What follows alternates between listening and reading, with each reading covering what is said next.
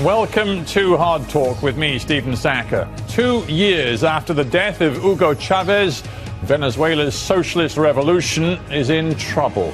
My guest today is one of the most prominent and outspoken members of the Venezuelan opposition, Maria Corina Machado. She says Venezuela faces a national emergency and change can't wait. Maria Corina Machado, welcome to Hard Talk from Caracas, Venezuela. Thank you very much. It's my pleasure. Let me start by asking you about the language you use. You repeatedly have said that Venezuela faces a crisis, an SOS, you've described it, and you say the country faces a national emergency. Are you not guilty of exaggeration? Well, if you had the chance to travel around Venezuela and hear citizens from all regions and ages and sectors, you could see the degree of pain, of suffering that Venezuelans are going through today. Not only because of the destruction of the economy, but also because of the reaction the government has put in place in terms of persecution, repression, and violations of rights in order to maintain control of power and silence dissent. But I guess my point is you can only predict national collapse so many times before it does seem as though you are exaggerating the gravity of the crisis. And after all, in the last 18 months, you've consistently said that your country is on the edge of a precipice. And yet President Maduro is still in power. Most of the country is calm and peaceful. And I'm beginning to wonder whether your message is credible. Well, unfortunately, what we've said during the last years has turned out to be truth. We alerted about the dramatic economic crisis that would arise if government insisted in putting in place populist policies, as well as the persecution to the private sector and all those that had autonomy and independence in order to create jobs and have the strength to defend their rights, voices and views in front of the government. It turned out to be true. Venezuela is facing today, as we are all aware, not only the highest inflation in the world, it's going to be well above 150% this year. The scarcity and shortages levels are those of an economy in war. The minimum wage is less than $1 a day. $1 a day, and minimum wages is what gain over half of the labor force in our country. So that we alerted actually happened. Then we also alerted about the links the regime was starting to prove with international crime, drug trafficking groups, and unfortunately as well, it has been proven right in the last weeks. But I guess my point is this. You are one of the most prominent and most outspoken members of the opposition to the Maduro government. And if we think back just over a year to the street protests that swept across the country, you were out there saying it is time now for the salida, for the exit of Maduro. You said people power can bring down the government. Well, to put it bluntly, you failed in that ambition, and today across much of Venezuela we see weary resignation, and we see that the street protests and the barricades are frankly only in the elite and the rich areas of cities like Caracas. That's an unfair question, because BBC as a journalistic organization should be able to investigate on their own and find out that these kids who are protesting here in eastern Caracas, in the middle-class neighborhoods, are not from that area. They are from the poor working-class western part of Caracas. And the reason they are not protesting where they live is because they will get shot if they protest where they live. And several of those you see in the scenes here have been identified by the regime thugs after this and have been tortured and shot.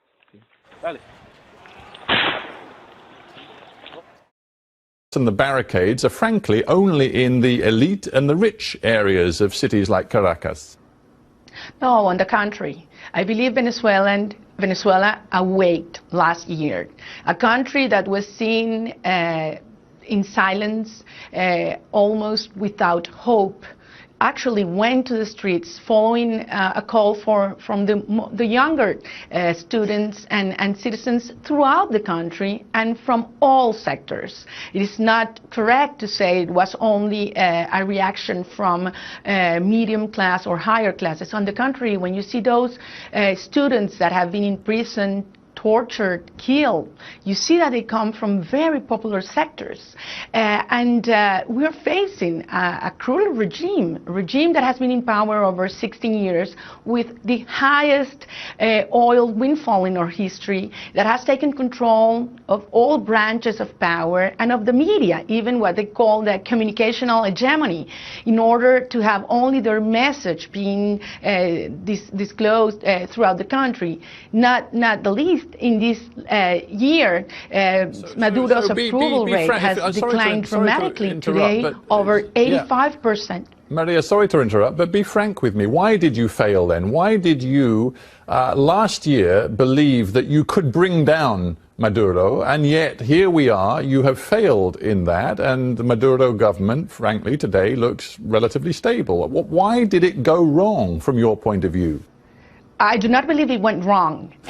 From day one, what we stated is that Venezuela needed a transition to democracy in peace in the framework of our Constitution. We insisted that when you fail a totalitarian regime or one that's sliding towards one, citizens have the right and the duty to defend their freedom and their rights to live in democracy. And that's what why we delivered that message and why Venezuelans reacted. And since then, Venezuela has changed. And the impression and the opinion of the international community has changed dramatically. The reaction from Maduro was the worst, the most brutal repression, not only against innocent and peaceful people protesting in the streets, but also against the media, political leaders, union leaders, journalists. Even though the strength, the energy, and the conscience that we will fight peacefully, democratically, and achieve a transition to democracy is much alive, and I would say stronger than ever in Venezuela. It may be alive, but what also seems to be alive and flourishing are divisions within the opposition. Because if we look at the reaction over recent months of Enrique Capriles, who, of course, took the decision to fight against Maduro in the presidential election a couple of years ago, he has specifically said that your tactics of backing the street protests, of demanding an immediate end to the Maduro government, he says they're wrong. He said that the protests didn't yield results. They created a fracture within the opposition, and the people behind them, and I guess he means you, to be honest, don't have a clear understanding of the country. Look, any democratic coalition that, and most of when you face a totalitarian regime, has to be plural. We have a common purpose, even though we have, yes, different ideas and tactics on how to face together this regime. This year, I believe it was the beginning of this year, and a hopeful moment when even Capriles and other leaders that had not supported protest before said publicly that they believe that the only way in political change that we could achieve it in Venezuela was mobilizing and moving and having people speak out peacefully in the streets. So I believe that different opinions have come together at the face of a regime that has to take its mask away, and finally the world called things by their name and denounce the systematic and massive violations of human rights that are being put in place today by the Maduro regime. But doesn't the world also see that the key leaders of the opposition, such as yourself, such as Leopoldo Lopez, such as Enrique Capriles. These are all members of the business and economic elite in Venezuela. And the problem remains today that you guys in the opposition do not seem to connect with the poor masses of your fellow countrymen and women who have long backed Chavismo and the revolution, and even today do not seem to be prepared to march alongside you in the opposition. That question was not fair because it was premised on regime propaganda. If you look on this study with opinion polls that I commissioned, you can see the street result. That's more or less what the actual opinion is in the country. You have about 10%, a little bit more maybe, who intend to vote for the regime. The great majority are with the opposition against the regime. The door sample you see there, that's the effect of the fear factor. Half the population will not say who they're going to vote for because they know that they can lose their job, their house, the food, the education for their children if they're seen as being critical of the regime. Side you in the opposition? Well, you know, this regime has invested millions and millions of dollars to create precisely that idea, inside and abroad.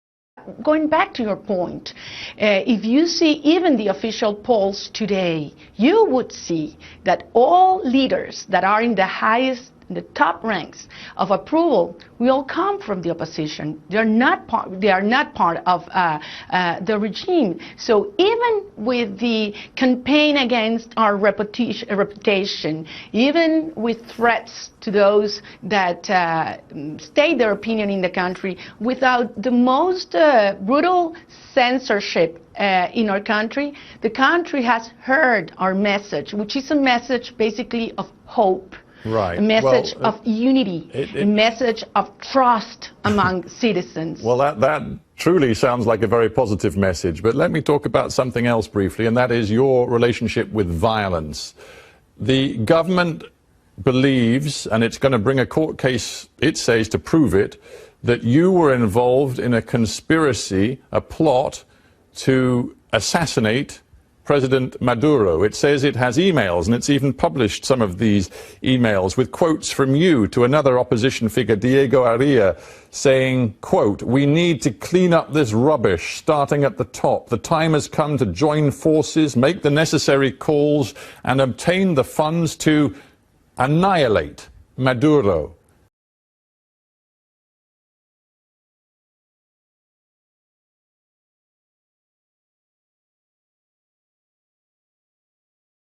You're going to be in court soon, and how are you going to respond to the charge that you encouraged violence, including violence against the very top political personality in your country? Well, I will respond these charges, as I have responded all other previous charges, with the truth. You know, talking about how the government handles violence, a couple of years ago there was a tragic accident in the refinery system in Venezuela. The National Assembly denied our request to investigate it, so we carried out an independent investigation. I just want a straight answer. Did you write that email? Were you involved in a plot to destroy, maybe even assassinate, President Maduro? No, of course not. But it is important to understand how the regime tries to destroy their reputation and terrify anybody that speaks out, from a journalist to a person that twitters to a priest nowadays in Venezuela. After that last accusation of trying to plot to assassinate Mr. Maduro, the Gmail company came out and speak out and said all these emails were forged. And the government and society knew that from the beginning that that the truth would come out. But what they want is to give an exemplary punishment to citizens that speak out, so the rest of the citizens would silence. I guess we will learn the truth in court one day.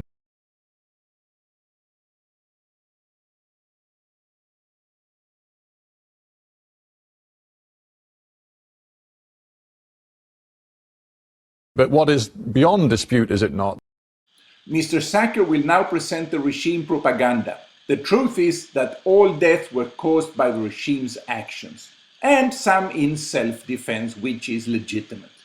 That during the riots and protests of last year, there were deaths that were caused by what the government has called neo-fascist elements amongst the protesters. There were terrible incidents. One terrible incident where a motorcyclist was beheaded by a razor wire that was put across a barricade, which appears to have been the idea of a former general who was working with the opposition. Mr. Sacker is here repeating the regime's propaganda version of events. The truth is that people spontaneously put up blockage wires over the road to stop the motorized gangs where there are two people on the bike, one driving, one shooting. General Vivas once mentioned this, and that's why the regime's propaganda accuses him of being the one behind this. Working with the opposition, will you clearly, here and now, say that you entirely renounce violence as any part of a political campaign that you will run in the future? But absolutely, and all Venezuelans know that. There has not been one single message encouraging violence from us because violence benefits the regime. But to tell you that you cannot speak out, that you cannot protest because there are food shortages, or you don't have a job, or there's no health, or you cannot speak out your ideas, and then repression comes and you are to be blamed for that. That is simple blackmailing, and that's how totalitarian regimes work. So today, our call to Venezuelans is precisely to speak out, not to lower their voices or their eyes to a truth that is creating and wants to create terror in a society that a huge majority believes that needs to be changed. We do have the power, we have the vision, we have the ideas, and we have the trust of the people that cannot and will not resignate to living under these circumstances in a country such as ours. What you also seem to have, Ms. Machado, if I may say so, is backing from the United States, from various anti-Maduro and anti-regime elements in the United States, and of course from the government itself. You pay attention to Mr. Sacker's tendentious choice of words, anti-Maduro, anti-regime elements. Why didn't he say pro-democracy, human rights groups? It's now well remembered, had a meeting, a very friendly meeting with George W. Bush, I think back in 2005. You used to front up monitoring groups which received significant amounts of money from various United States sources. And today, the US government declares Venezuela a national security threat, imposes targeted sanctions against individual Venezuelans, and the Venezuelan government says that the United States and those that work with the United States are betraying the interests of the Venezuelan people. So where do you stand on this very important matter? Do you support the United States when it declares that Venezuela is a threat to national security? Mr. Sacker is here contradicting what he said earlier in the interview. He questioned the claim by Maria Corina Machado that Venezuela is heading for a disaster. But now, by bringing up this declaration by the United States, we have to remember that the US decided that Venezuela is a security risk exactly because it may be heading for a disaster, a humanitarian disaster, that can bring a huge flow of refugees to other countries, and that may require a large input of humanitarian assistance to Venezuela. Look, first I've met with several presidents, prime ministers, presidents of Congresses and parliaments, and I will always do so in order to reach out with the message of Venezuelan citizens. Second, we've not ever received in my political party a dollar from any government from abroad because it is illegal. When I used to work in NGOs, we received funding from different countries and parliaments. Third, today Venezuelans human rights are being violated systematically. As it has been stated by, for instance, the Committee Against Torture of the United Nations and independent NGOs such as Amnesty International and Human Rights Watch. What is incredible is that other countries in Latin America have not reacted, raised their voices against those violators of human rights and defending our commitment at the OAS, the Organization of American States, to promote and defend democracy throughout the hemisphere. What else? What else has to happen in Venezuela for the world, and especially Latin American leaders, to call things by their names? I'll tell you why, if I may say so. It seems to me obvious why many Latin American governments and NGOs seem still to be supportive of Maduro and the regime. It's because Maduro is a genuinely elected leader. Did you hear that? Let's hear it again. Maduro is a genuinely elected leader. Nah, that can't be true. Let's hear it again. Maduro is a genuinely elected leader. That was just facepalm. Maduro legitimate? Well, first of all, there hasn't been an election in Venezuela without election fraud since previous millennium. In 2004, there was electronic election fraud using the Smartmatic voting machines. And this has been proven scientifically. So don't try to say that so-and-so election monitoring organization showed that there was no fraud. The Carter Center was dead wrong. It's been proven after the fact that there was election fraud. Second, Maduro came to power through a coup d'etat. When Chavez died in Cuba, he didn't die in Venezuela, he died on Cuba. The end of December in 2012, they disconnected him from the life support. And then, when he should have been sworn in as president on January 8, 2013, he couldn't be sworn in because he was dead. He was dead. Mr. Sacker, Maduro took power as an interim president when Chavez was allegedly sick, but he was dead. How can you call that legitimate? Only when the students protested outside the Cuban embassy in Caracas, Venezuela, they had to send Chavez's corpse back. They had to send him back because the Cubans were being embarrassed in front of the whole world when the Venezuelans were demanding to see their president, who allegedly was signing bills into law. And he was dead. So they brought him back. Nobody ever saw him. They brought out witnesses who said they'd seen him, but he was never seen on TV or anything. Fake pictures, doctored pictures only. And then they said, oh, he died. So officially, if you look it up in Wikipedia, Mr. Sacker, you'll find that officially he died on March 6 or something like that. But llegaste de Cuba muerto. There's no death certificate. So if you're a journalist, why don't you investigate? Huh? Isn't that what they pay you for at BBC?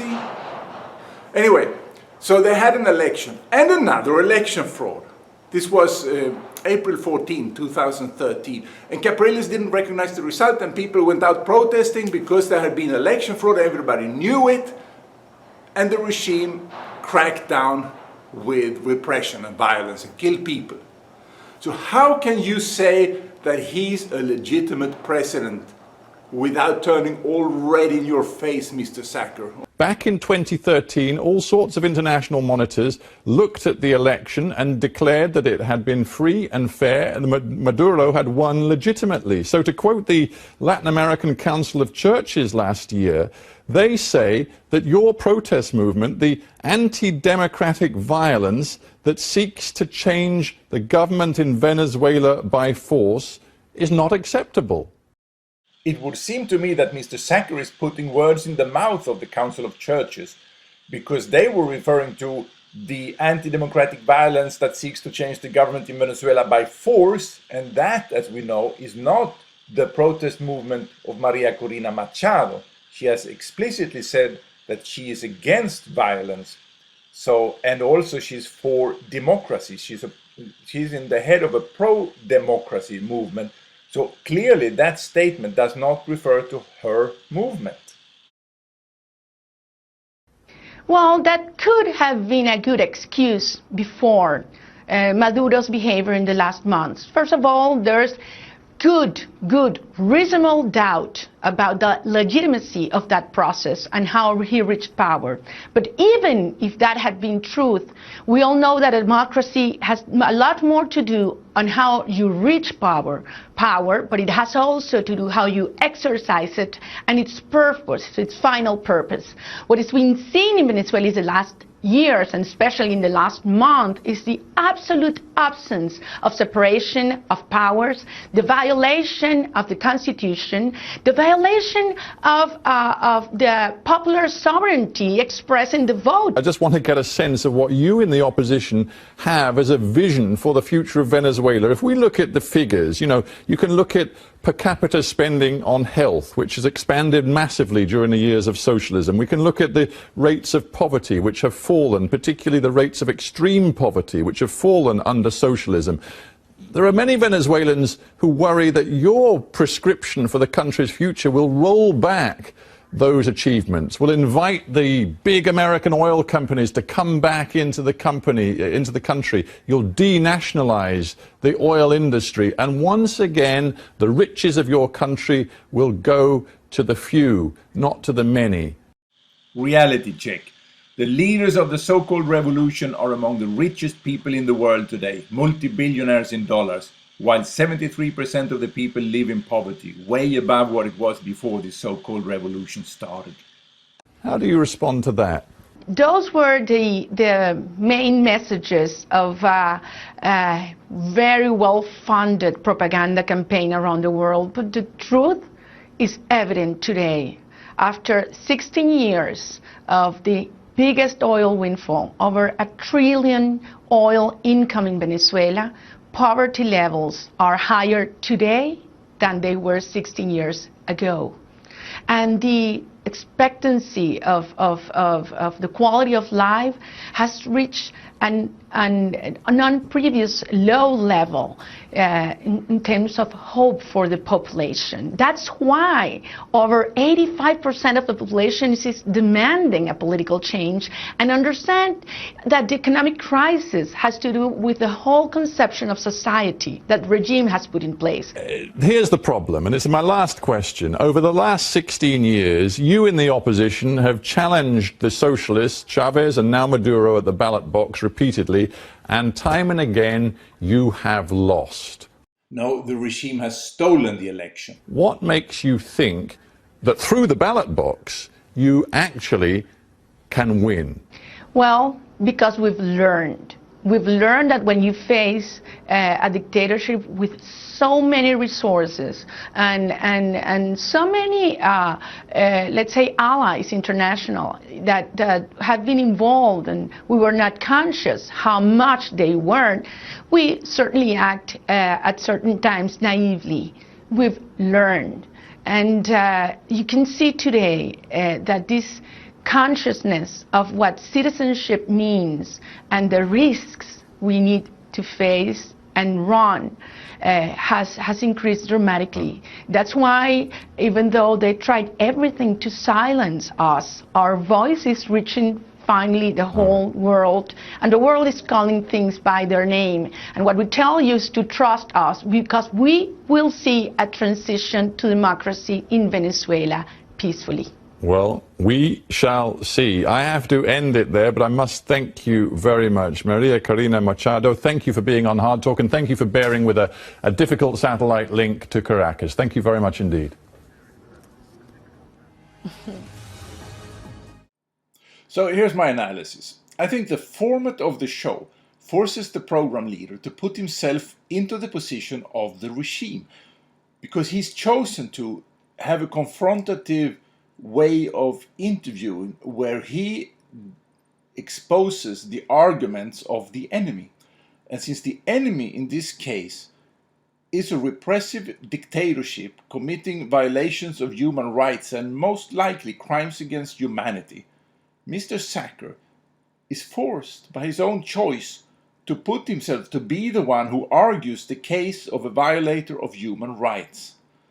And that's a very unfortunate position. The format works in a democracy where you have two sides, two political parties arguing against each other, and the program leader can take one of the sides against the other. But it becomes very unfortunate when the program leader of a TV show in a democracy takes the position to argue for somebody like, let's say, Adolf Hitler, Joseph Stalin. It just doesn't work. Also, it sure makes it seem like he's not been able to see through the propaganda. It sure seems like he's a victim of the Russian propaganda, and therefore arguing something that's against the national interest of the United Kingdom. To me, this does not work. Prepárense para un tiempo de masacre y de muerte si fracasara la revolución bolivariana. Prepárense. Ustedes pónganse a rezar, oligarcas de la derecha, porque la revolución triunfa el 6 de diciembre. Pónganse a rezar desde ya, para que haya paz, tranquilidad. Lo que les va a ocurrir el 6 de diciembre, ustedes ni se lo esperan.